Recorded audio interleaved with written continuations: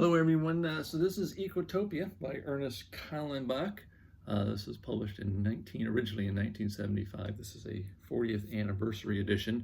I had never even heard of the book before until I picked it up. Apparently, this was important enough that even Ralph Nader commented that all the what is essentially Green Party socialism depicted in this book would be possible, and we could do it now if we really had the political will to do so. It is part info dump, like half the book is an info dump done in the form of news columns. The other half is a personal diary of this fellow named William. William is a reporter, and he's going into a place in America that is no longer part of America. There was some kind of fallout in 1980, a financial fallout, and the northern part of California, Oregon, and Washington seceded from the nation. And to keep America from trying to take it back, they have said that we've got nuclear mines somewhere in the United States, so if you come and invade us, we're going to set them off, and that keeps the United States at bay. So William, the reporter, is sent in as kind of an envoy and see what's going on in there. It's not super secretive because they do trade with other countries, and so does America, but between America and Ecotopia, it's a complete separation. So he's going in. You could almost simply refer to it as hippie nation. It would be that simple. Just on this train he has to get on to go into Ecotopia, some of the passengers just light up marijuana right there, and he's like, all right, I'll kind of join in. He's not doesn't sound like he himself is a complete pothead, but he partakes probably socially. He does have a girlfriend back in the States, but it's some kind of half-assed, half-open relationship type thing, not that serious. So when he goes and gets a girlfriend in here, free love. Drugs are, of course, legal. People, they do get together, I assume get married and have kids, but it's, they're not possessive of each other. People tend to live in groups, so you always have others to rely upon. The news articles that he writes them, and they are published as he goes. So he doesn't, it's not like something he's just keeping there and then eventually he will. So it's published as it goes. And Ecotopia lets them out. And so you get a rundown of everything from education, sewage treatment, the environment, building materials, which they really like wood, and a plastic made out of bio stuff rather than fossil fuels. Everything you want. The socialism part of it is a very simple one, and it's something that people get confused with socialism, is that the idea is, for example, it doesn't get rid of capitalism, and it doesn't get rid of businesses. Major corporations are going to have a problem, because when you hire someone, you start up your business, and you hire people, they are now part owners. That is ownership of production. And so that prevents people from starting up a business, making some money, and then firing everybody, and now they're out on their ass while the owners take all that golden parachute money and run away with the profits. You can't have that here. It won't happen because everyone has part ownership in the company. There is a limitation about how far you can go. For example, there's this suit that you see some people wearing. It's a form-fitting garment, and it is a great insulator, so it keeps you cool during the summer and warm during the winter. And this got popular, and the people who created it did get rich, but they made basically just enough money to retire and live off the interest. There's no, I think it flat out says there's no private banking system. It's a national banking system, so they hand out the loans, and you can't do things like predatory lending, which is it's what you see in a movie like Wall Street. It's what destroyed Toys R Us. You go in, you buy up a company, but you take a loan out to do it. You don't use your own money. Then you saddle that company you bought with the loan, but it's for such an amount that they will not be able to pay out that debt without completely liquidating. And then the person who took out the loan runs away with all those profits. It's called predatory lending, and for some reason that is legal, but it's not legal here. So it's not a perfect society, though. I don't know what the author had in mind at the time that he wrote it, but there are, even though there's a variety of people and cultures that live in the area, they, like the black folks, they want to go have their own area, and so they voluntarily separate and go there. So does the Asian folks, and they want to be recognized as their own separate countries within a new separate country. And I don't know what the author had in mind there, that he thinks that's just the way people are, or I don't know that he was a racist himself and wanted to say, no, let's push this separate segregation stuff. I don't know what he had in mind, but that's what he wrote in here in this book. Women are very prominent here. The president of Ecotopia is a woman.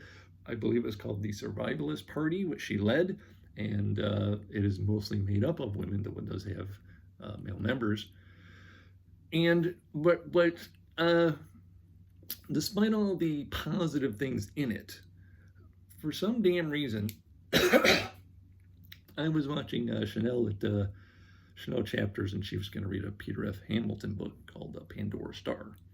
And she says she was hesitant about it for a while because older science fiction tends to be misogynistic. Well, despite the fact that this seems to exude feminism and women are play prominent roles, I run across this dark stain. This happens, so he does get himself a girlfriend. She is not exclusive to him, and he knows that, but this, for some reason, set him off. There was a competition of sorts. She went over to one of the members of the winning team, and he whisked her away. And then she comes back. Later, when the rest of us were eating, she sauntered back, flushed and sweaty. She ignored my obvious ill humor.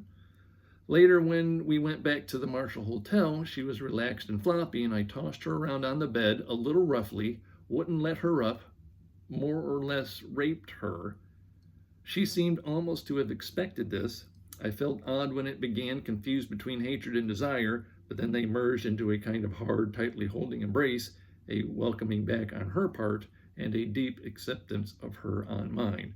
I love her freeness, even when it hurts. What the hell am I supposed to do with this? Is this some kind of hyperbole on his part? Because it tends to be horrifically violent. So he didn't beat the hell out of her, but it's too flippant a comment to make. I'm like, it takes you out of the story, and you're like, what the hell is this? So yeah, misogyny in old science fiction, 1975. What was that for? If you're an editor, how do you read this and go, you know what, dude?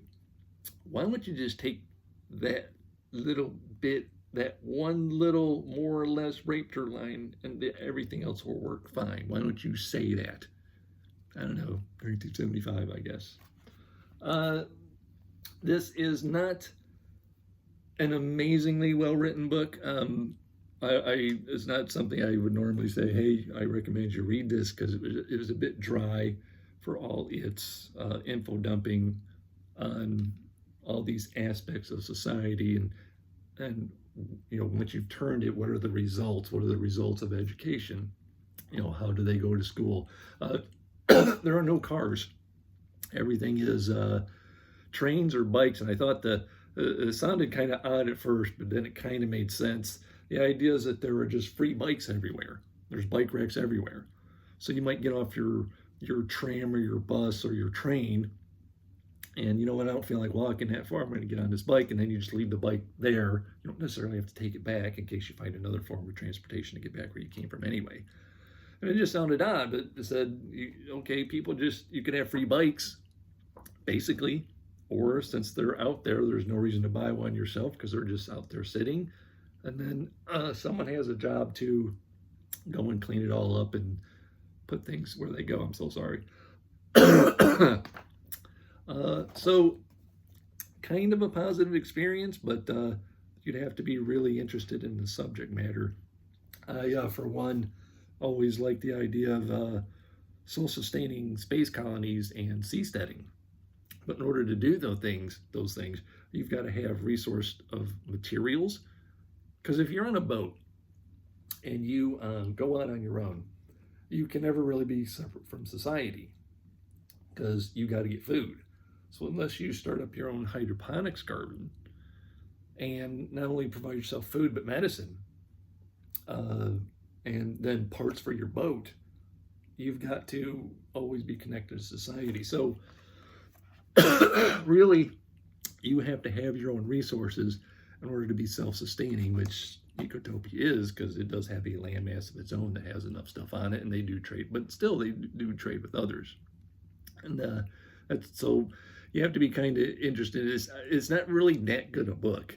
It was just an interesting read, and I never really heard of it before, and it was barely a seminal piece of environmental fiction at the time that it came out. If one of the first, if not the first. So, okay experience with it, despite the odd dark staining in the middle of it. So on to, I'm going to keep coughing some more. I meant to drink something before I started this. Archipelago by H.R. Hawkins. Whereas this is pretty much just fiction. I thought it was going to be science fiction. This is definitely science fiction. For half a century, the archipelago had been silent.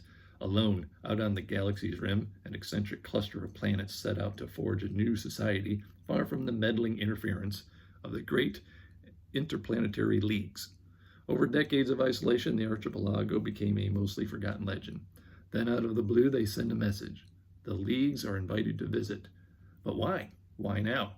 Ren Markov is a veteran diplomat for the idealistic core planets, where he acts as an agent of subversion, toppling governments and spoiling revolutions. Dispatched on a mission into the Ark, Ren discovers stunning worlds and a radical, ecologically obsessed society that is both compelling and disturbing. But he faces a terrible decision. Should he protect this strange new society, or should he fear it and allow it to be crushed? Machiavellian plots swirl as the League struggle for influence and control. Archipelago takes readers on a journey through the interstellar politics, revolution, and diverging ethics of a vast diaspora. Ren is in search of his very identity as he chooses between salvation and annihilation. So that will be next week.